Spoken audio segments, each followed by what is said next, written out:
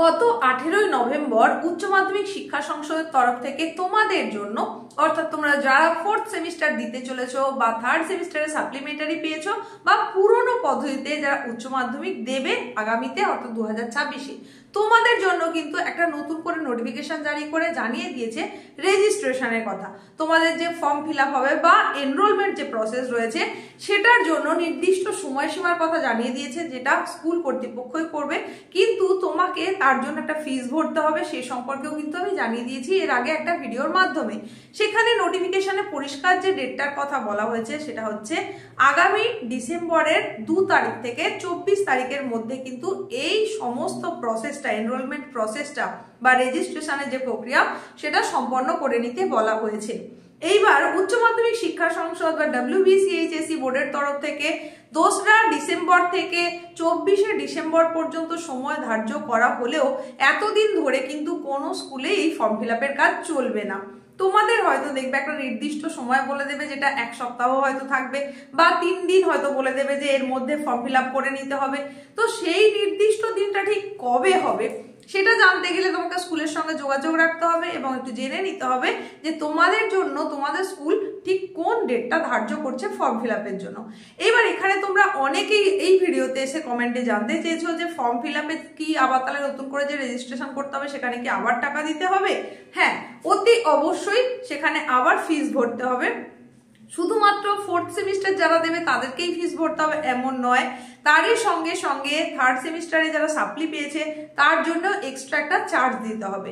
এবার 4th সেমিস্টারের জন্য কত দিতে হবে ফর্ম ফিল আপের বা 3rd সেমিস্টারে সাপ্লিমেন্টারির জন্য কত টাকা দিতে হবে সমস্তটা জানিয়ে দেবো, বা পুরোনো সিস্টেমে যারা উচ্চ মাধ্যমিক দেবে তাদের জন্যই এই রেজিস্ট্রেশন করতে গেলে কত টাকা দিতে হবে সেটাও কিন্তু জানিয়ে দেবো। তাই মনোযোগ সহকারে শুনতে হবে, বুঝে নিতে হবে, কারণ এই রেজিস্ট্রেশন প্রক্রিয়া বা ফর্ম ফিল আপ প্রক্রিয়া বা এনরোলমেন্ট প্রসেস এটা কিন্তু অত্যন্ত গুরুত্বপূর্ণ। তুমি বোর্ড পরীক্ষায় বসার আগে তুমি যদি এনরোলমেন্ট প্রসেসটাই কমপ্লিট না করো, তুমি যদি রেজিস্ট্রেশনটা নাই করে থাকো, তাহলে কিন্তু তুমি কোনো মতেই পরীক্ষায় বসতে পারবে না। তাই ফর্ম ফিল আপ করে নেওয়াটা অত্যন্ত জরুরি, তাই তোমাকে বুঝে নিতে হবে এবং ফর্ম ফিল আপটা করতে হবে। স্কুলে যোগাযোগ করে অতি অবশ্যই ডেটটা কিন্তু জানতে হবে। একে একে আমি তোমাদের জানিয়ে দেব যে কাদের জন্য ঠিক কত টাকা ধার্য করা হয়েছে। তবে তার আগে বলি, এই রকম ইনফরমেটিভ ভিডিও যদি তুমি পেতে চাও তাহলে অতি অবশ্যই নিয়মিত চ্যানেলে চোখ রাখতে হবে। যদি তুমি চ্যানেলে ফার্স্ট টাইম ভিজিটর হয়ে থাকো তাহলে অতি অবশ্যই চ্যানেলটাকে সাবস্ক্রাইব করো আর পাশে থাকা নোটিফিকেশন বেল আইকনটাকে অতি অবশ্যই অল করে দাও, কারণ এই ধরনের গুরুত্বপূর্ণ ভিডিও আপলোড হওয়ার সঙ্গে সঙ্গে তবেই নোটিফিকেশন তোমার কাছে পৌঁছতে পারবে। আর তোমরা যারা জানতে চেয়েছিলে যে 4th সেমিস্টারে কি আবার আলাদা সেন্টারে পরীক্ষা দিতে হবে, দেখো এটা সম্পর্কে আলাদা করে কোনো নোটিফিকেশন জারি হয়নি, কোনো নির্দিষ্ট হলফনামাও জারি হয়নি। তাহলে সেই সেন্টারটা তোমার একই সেন্টার হতে পারে, আবার পরিবর্তিত হয়ে যেতে পারে। মানে তুমি 3rd সেমিস্টার যেখানে দিয়েছো সেখানেই তোমার 4th সেমিস্টারের পরীক্ষা হতে পারে, অথবা আশেপাশের অন্য কোনো সেন্টারেও কিন্তু তোমার সেন্টার পড়তে পারে। তাই এটা সম্পর্কে খুব বেশি ভাবিত না হয়ে তুমি শুধু এটা মনে রাখো যে 4th সেমিস্টার তোমার স্কুলে কমসে কম হচ্ছে না, সেটা অন্য জায়গায় হবে সেন্টারটা। এইবার সে পূর্ব নির্ধারিত সেন্টার মানে যেটা 3rd সেমিস্টারে ছিল সেটাই থাকছে কি অন্য থাকছে এ সম্পর্কে এখনো বিশদে কিছু জানানো হয়নি। যদি নতুন করে কোনো নোটিফিকেশন জারি না হয় তাহলে তুমি ধরেই রাখতে পারো যে যেটা তোমার আগে ছিল অর্থাৎ 3rd সেমিস্টারে তুমি যেখানে পরীক্ষা দিয়েছো সেখানেই তোমার 4th সেমিস্টারে পরীক্ষা হবে। আর যারা 3rd সেমিস্টারে সাপ্লিমেন্টারি পেয়েছে তারা ওই 4th সেমিস্টারের পরীক্ষার দিনে মানে একই ডেটে যেরকম সাবজেক্ট রয়েছে সেই সাবজেক্টেরই কিন্তু সাপ্লিমেন্টারি ওই দিনেই হবে, মাত্র কিছু সময় পরে। তো যে যে সাবজেক্টে সাপ্লিমেন্টারি পেয়েছো তোমরা জেনেই গেছো এতদিনে, কারণ এর আগে আরো একটা উপস্থাপনায় আমি কিন্তু সাপ্লিমেন্টারি পরীক্ষার যে রুটিন রয়েছে সেটা সম্পর্কে ডিটেলস বলে দিয়েছি। তোমরা যদি সেইটা দেখে থাকো তাহলে তো অতি অবশ্যই জেনে গেছো। যদি এখনো না দেখে থাকো আজকের ভিডিওর ডেসক্রিপশন বক্স চেক করো, সেখানে লিংক দেওয়া থাকবে, তাহলেই বুঝে যাবে কোন বিষয়ের সাপ্লিমেন্টারির জন্য কোন দিন তোমাকে পরীক্ষায় বসতে হবে।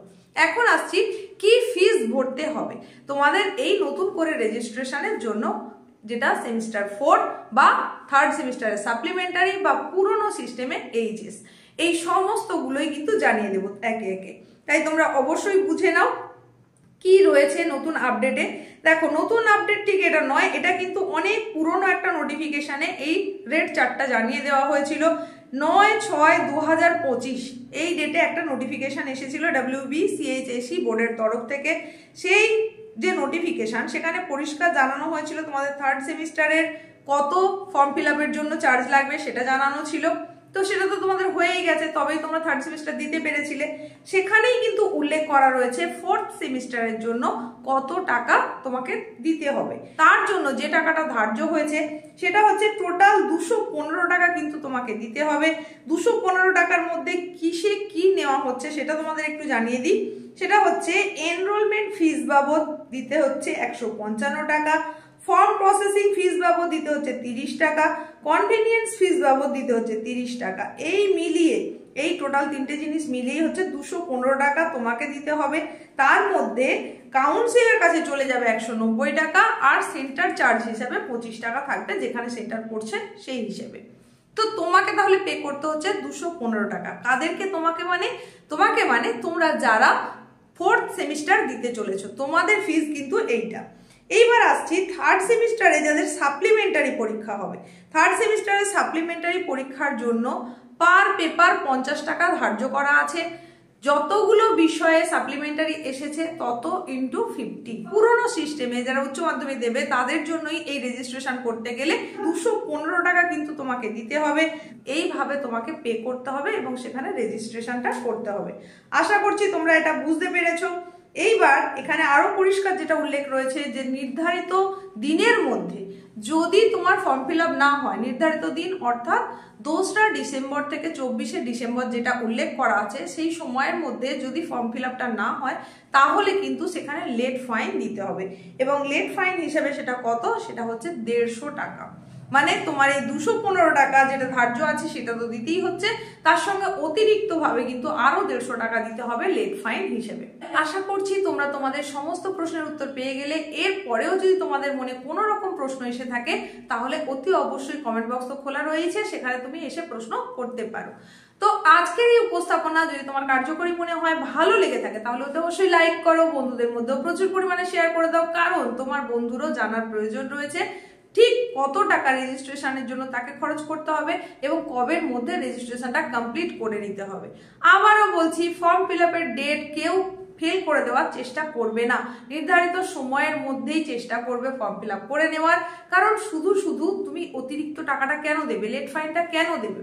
যাতে সেটা না দিতে হয় তোমাকে ডেটের মধ্যে কিন্তু ফর্ম ফিল আপ করতে হবে। সেই কারণে অতি অবশ্যই স্কুলের সঙ্গে যোগাযোগ করবে এবং খোঁজ নিয়ে নেবে যে তোমার স্কুলে কবে থেকে ফর্ম ফিল আপ শুরু হবে। তবে সেটা ওই 2 তারিখ থেকে 24 তারিখের মধ্যে অতি অবশ্যই হবে। তো এই ছিল আজকের গুরুত্বপূর্ণ আপডেট যেটা তোমাদেরকে জানিয়ে দিলাম। তো এইরকমই গুরুত্বপূর্ণ আপডেটের সঙ্গে খুব তাড়াতাড়ি দেখা হচ্ছে। প্রত্যেকে সুস্থ থাকো, পড়াশোনার মধ্যে থাকো।